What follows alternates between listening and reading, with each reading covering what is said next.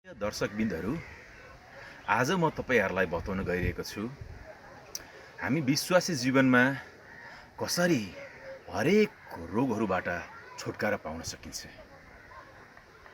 आज कतिजना विभिन्न समस्याहरूमा विभिन्न रोगको पीडाहरूमा हुन सक्नुहुन्छ।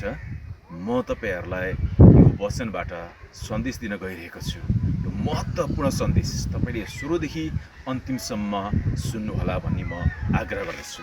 हरेक रोग बिरामीहरू, जुनसुकै रोग बिरामी होस्, समस्या होस्, त्यसबाट कसरी छुटकारा पाउन सकिन्छ म तपाईहरुलाई एउटा वचनको खण्डबाट बताउन गइरहेको छु। त्यतिखेर येशू प्रभुको समयमा येशू प्रभु जहाँ जानुहुन्थ्यो त्यतिखेर उहाँको पछाडि ठेलामठेल भिडहरू लाग्ने गर्दथे। येशू प्रभु कुनै ठाउँमा जाँदाखेरि त्यहाँ हजारौं व्यक्तिहरू उहाँको पछि लाग्दथे। र त्यतिखेर एउटा 12 वर्षदेखि रगत बग्ने एउटा स्त्री थिए। ती स्त्रीको थुप्रै समस्याहरू थियो। म तपाईहरुलाई मर्कुसको 5 अध्यायबाट यो खण्ड म यहाँ पढ्ने छु। मर्कुस 5 अध्यायको 25 पदबाट यसो लेखेको छ, अनि 12 वर्ष अघिदेखि रगत बग्ने रोग भएकी एउटी स्त्री त्यहाँ थिई। त्यसले धेरै वैद्यहरूका हातबाट अनेक कष्ट पाएर आफूसँग भएका सारा धन दौलत खर्च गरेर पनि निको नभई बरु झन खराब हालतमा पुगेकी थिई। त्यो एउटा स्त्री थिए। 12 वर्ष अघिदेखि चाहिँ रगत बगिरहेको स्त्री। त्यतिखेर रगत बग्ने भन्दाखेरि चाहिँ सबैजनाले हेला गर्थे, छिछि गर्थे, दुधो गर्थे, कसैलाई छुन पनि मिल्दैन थियो। र त्यति मात्रै हैन, त्यो स्त्रीले थुप्रै औषधि मूलहरू गरेकी थिए। विभिन्न वैद्यहरूका हातबाट अनेक कष्ट पाएर आफूसँग भएका सारा धन दौलत खर्च गरेर पनि निको नभई बरु झन खराब हालतमा पुगेको थिए भनेको चाहिँ प्रष्टै बताएको छ यहाँ 26 पदमा।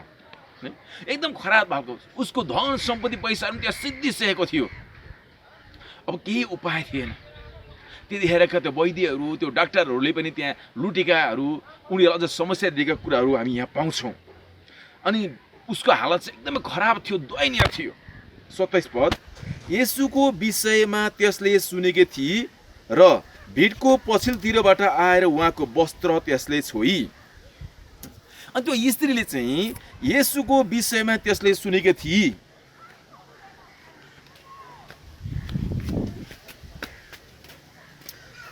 त्यस स्त्रीले येशूको विषयमा सुनेकी थिए र भिडको पछिल्लोतिरबाट आएर उहाँको वस्त्र त्यसले छोई। अनि त्यो स्त्रीले चाहिँ येशू प्रभुको बारेमा सुनेकी थिए र उसमा त्यो विश्वास आएको थियो, यदि मैले येशू ख्रीष्टलाई छुन मात्रै पाएँ भने पनि म निको हुन्छु भन्ने एउटा ठुलो विश्वास थियो। र त्यो स्त्रीमा चाहिँ त्यो विश्वास पैदा भएको पाउँछौँ हामी। ठुलो विश्वास हामी पाउँछौँ यहाँनिर।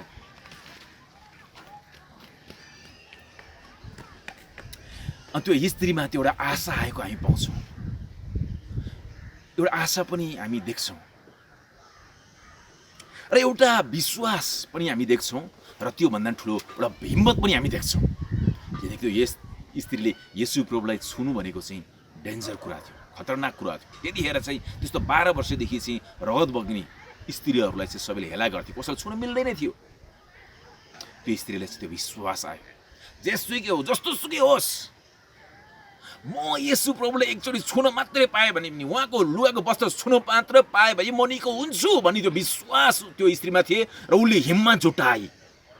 र जब त्यतिखेर भिड ठेलामठेल गरिरहेको थियो, येशू प्रभु हिँडिरहनु भएको थियो, त्यो स्त्री घुम्टो हालेर चाहिँ सुटुक्क पछिल्लोतिर गएर चाहिँ त्यसले त्यो लुगा छोई। 28 पद, किनकि त्यसले मनै भनी मैले उहाँको वस्त्र मात्र छोएँ भने पनि म निको हुनेछु। हेर्नुहोस् त यहाँ कति विश्वास त। त्यसले मनै भनी मैले उहाँको वस्त्र मात्र छोएँ भने पनि म निको हुनेछु। ठुलो विश्वास पाउँछौँ प्रिय दर्शकहरू हामी यहाँ। 29 पद, अनि तुरुन्त त्यसको रगत बग्ने बन्द भइहाल्यो र आफ्नो शरीरको रोग निको भएको त्यसले थाहा पाए। हालेलुया, ग्लोरी टु गॉड। त्यो स्त्रीले गरेकी केही पनि थिएन, एउटा विश्वास थियो, विश्वासको छोई। त्यो स्त्रीले चाहिँ विश्वास गरेर येशूले छोएकी थिए र त्यसमा हिम्मत जुटाएका थिए। र 12 वर्षदेखि जुन समस्या थियो, जुन पीडित थियो, पैदो धामी झाँक्री के गरी होला के गरी होला, तर उसले त्यो आफ्नो रोगबाट छुटकारा पाएको थिएन। आफ्नो धन दौलत सब सिद्धिसकेको थियो। जब उसले येशू प्रभुलाई विश्वासद्वारा छोई, तब उसको हरेक समस्याहरू रोगहरू निको भएको छ। 30 पद, आफूबाट शक्ति बाहिर निस्केको झट्टै येशूले थाहा पाएर भिडमा पछिल्तिर फर्केर सोध्नुभयो, कसले मेरो वस्त्र छोयो?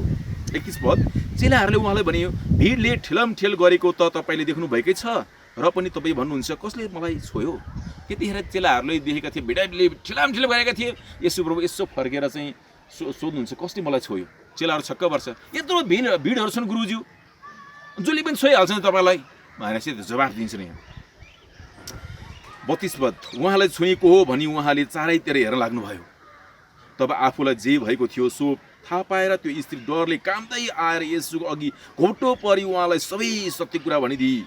तब उहाँले त्यसलाई भन्नुभयो, त्यो स्त्री चाहिँ अब लुक्न नसक्ने भनेर डरले थरथर काम्दै चाहिँ येशू प्रभु अगाडि आएर घोप्टो परेर चाहिँ उसले भनी सबै कुरा वृत्तान्त सुनाइदिए। उसमा त्यो कुन विश्वास थियो त्यो स्त्रीमा, र कसरी निको भई भन्ने कुराहरू। अनि तब 34 पद, तब उहाँले त्यसलाई भन्नुभयो, तब येशू प्रभुले त्यो स्त्रीले भन्नुभयो, ए छोरी, तिम्रो विश्वासले तिमीलाई निको पारेको छ, शान्ति साथ जाऊ, तिम्रो रोग निको होस्। हालेलुया। येशू प्रभुले पनि त्यहाँ उसको विश्वास देख्नुभएको हामी पाउँछौँ। अनि त्यो येशू प्रभुले त्यहाँ भन्नुहुन्छ, हे छोरी, तिम्रो विश्वासले तिमीलाई निको पारेको छ, तिमी निको हौ। हुन्छ, यहाँ गरेको केही पनि छैन। र आज तपाईँहरूलाई म यो वचनबाट सन्देश दिन गइरहेको छु। यदि तपाईँ हामीले पनि विश्वासद्वारा येशू प्रभुलाई छुन्छौँ भने नि जुनसुकै रोग बिरामी होस्, आज पनि छुटकारा पाउन सक्नुहुन्छ। किनकि येशू प्रभु हिजो आज भोलि सदा सर्वदा एक समानको परमेश्वर हुन्छ। उहाँमा हरेक कुरा सम्भव छ, उहाँ सम्भवको परमेश्वर हुन्छ, उहाँमा कुनै पनि कुराहरू असम्भव छैन। किनकि येशू प्रभुले त मरेर 4 दिन चियारमा गाडिएको त्यो लाजरसलाई पनि उहाँले बचाउनु भएको छ भने आजको कतिपय बिरामीहरू समस्याहरू छन्, त्यो खासै ठुलो कुरो होइन। सिर्फ र विश्वास हुनुपर्ने हुन्छ, विश्वासको छोवाइ हुनुपर्ने हुन्छ, विश्वासद्वारा येशू प्रभुले छुनुपर्ने हुन्छ। हो, त्यतिखेर येशू प्रभु हुनुहुन्थ्यो, छुन पाइ, आज कसरी छुने त प्रश्न हुनसक्छ। म तपाईँलाई के भन्छु भने तपाईँको विश्वासको प्रार्थनाले येशू प्रभुले छुनुहोस् न। प्रिय, तपाईँले यस्तो विश्वासको प्रार्थना गर्नुहोस्, तपाईँ यो विश्वासको प्रार्थना गर्नुहोस्। विश्वासको प्रार्थनाद्वारा आफ्नो हृदयले स्पर्शले येशू प्रभुले छुनुहोस्। येशू प्रभु, तपाईँले मलाई निको पार्नुहोस्, म तपाईँलाई छुन चाहन्छु, म विश्वासद्वारा म तपाईँलाई छुन चाहन्छु। तपाईँको अभिषेक, तपाईँको खाइलाले मलाई छुनुहोस्, म तपाईँलाई छुन चाहन्छु। त्यो विश्वासद्वारा येशू प्रभुको मनलाई छुनुहोस् न, जहाँ विश्वास गर्छौँ। किनकि परमेश्वर वचनमा लेखेको छ, विश्वास बिना परमेश्वरलाई प्रसन्न पार्नु असम्भव छ।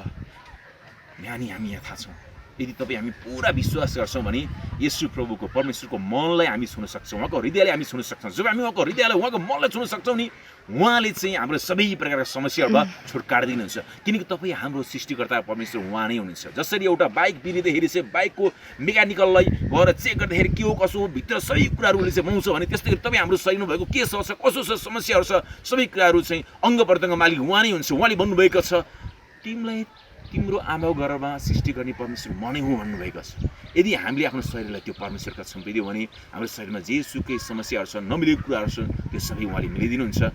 र म तपाईँहरूलाई फेरि पनि भन्दछु, यदि हामीले विश्वासद्वारा येशू ख्रीष्टलाई छोयौँ भने हरेक रोग बिरामीबाट हामी छुटकारा पाउन सक्छौँ। त्यसैले प्रियहरू, हामी विश्वासको प्रार्थनाद्वारा, विश्वासको भक्तिद्वारा येशू प्रभुलाई छुन सक्छौँ र तपाईँहरूले जुनसुकै पीडा हुनसक्छ त्यसबाट छुटकारा पाउन सक्नुहुन्छ। र प्रियहरू, म तपाईँहरूलाई उत्साह दिन चाहन्छु र साथमा तपाईँहरूलाई म एउटा सूचना दिन चाहन्छु। यदि तपाईँहरू कोही बिरामी हुनुहुन्छ, साह्रै समस्यामा हुनुहुन्छ भने तपाईँले हामीसँग सम्पर्क गर्न सक्नुहुन्छ। हाम्रो फेसबुकमा गएर तपाईँले जाइन श्रेष्ठ ZION SHRESTHA श्रेष्ठ जाइन श्रेष्ठमा गएर तपाईँले इनबक्समा मेसेज गर्न सक्नुहुन्छ र तपाईँको मेसेजद्वारा हामी तपाईँका पुग्ने प्रयास गर्नेछौँ र तपाईँको निम्ति हामी प्रार्थना गर्नेछौँ।